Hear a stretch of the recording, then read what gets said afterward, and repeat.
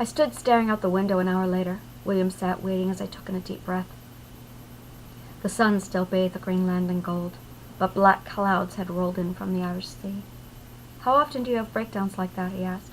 I watched the wind rustle the trees, paying no mind to his question before answering. "Not often," I said.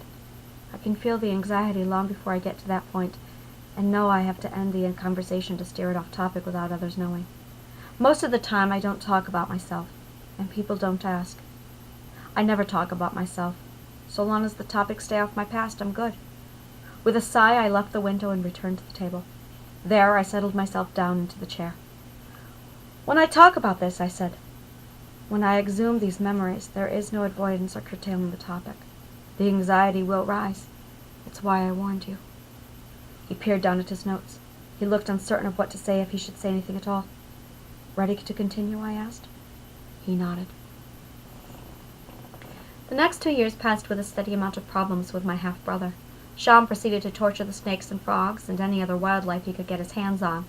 6 months after Patches died, we adopted 2 cats. The cats were a whole other nightmare for me. For the first 15 years of my life, they were the only physical contact I would have. For the first 22 years of my life, they were the only pleasurable contact I would have. If I cried, I held a cat. If I was lonely, I held a cat. I virtually grew up without any human contact. It was so absent that I didn't even know it was missing. I thought the lack of physical touch was normal, and I wouldn't question it or even notice it until I was well into my second marriage with 3 children. The cats had their rabies shots, but the distemper shots and any spaying and neutering were considered financial luxuries we couldn't afford. Nearly every kitten that was born into that house contracted distemper. Mucus builds up in their sinus cavity and respiratory system until the kitten suffocates on their own discharge. My cat would bear kittens, and one by one I watched them die. More kittens were born, and I watched them die too. Well, then I found them. I couldn't leave them.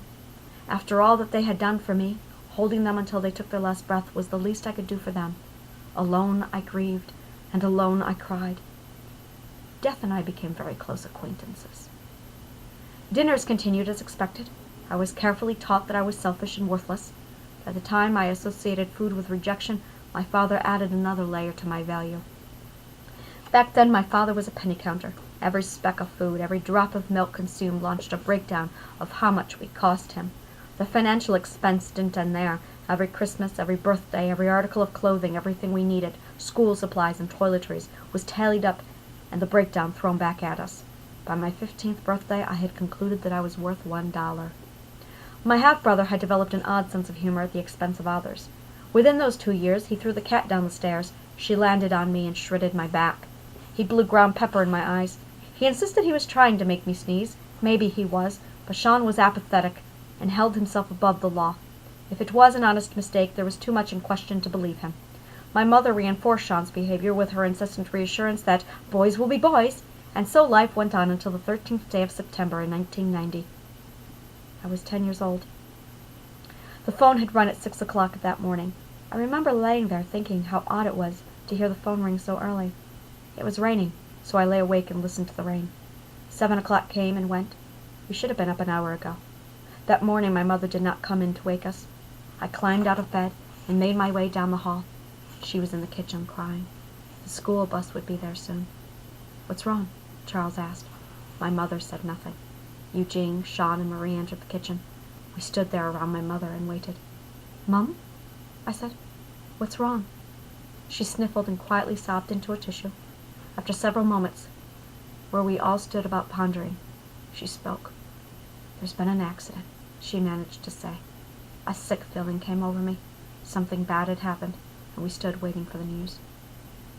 "Last night," my mother gulped down a mouthful of tears, "your uncle was driving home from church when they were hit head-on by a semi-truck."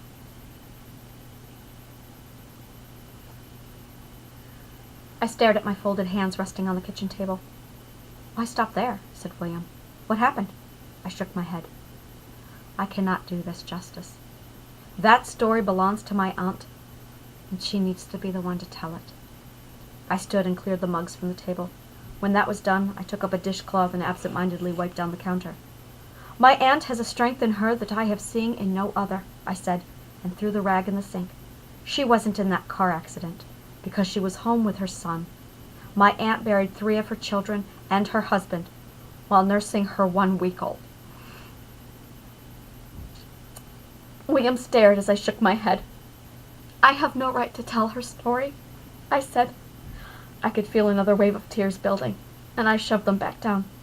The grief and the hurt I felt was a fraction of the loss she suffered. I will not go on for hours reliving the agony and the grief of my loss when her far outstrips mine.